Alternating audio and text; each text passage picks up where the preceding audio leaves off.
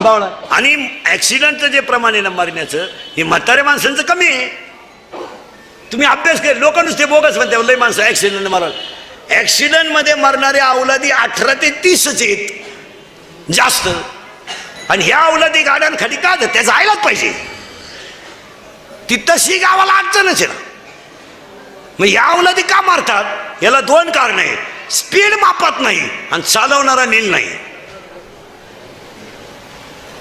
4-4 पोरं वोकांडे घेऊन गाडीवर चालायचं आणि त्याच क्वाटरी पिऊन चालायचं. देवाने तुम्हाला का ठेवावं? आणि हे मोटरसायकलवर हे तरुण कार्टे जर मेले ना, हे जाळले सुद्धा नाही पाहिजे महाराज. वड्या बिड्याला फेकून द्यायला काय शिमेव मेलेत काय? दुधाची किटली वाळायच्या आत जो घरी येतो तो दुधावर स्लॅब टाकतो.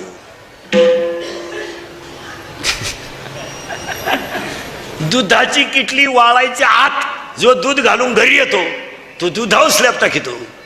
आमची मंडळी किटल्याही इसरून येते. गाई कापून जरी चारली या नालायकांना तर यांची प्रगती होत असते. आता एवढं जुन्या, तुम्हाला मला अक्कल नसल्यामुळे आपण या अवलादीसाठी कमवून ठेवलंय. आपल्या कष्टाची हरामीला कदरच नाही.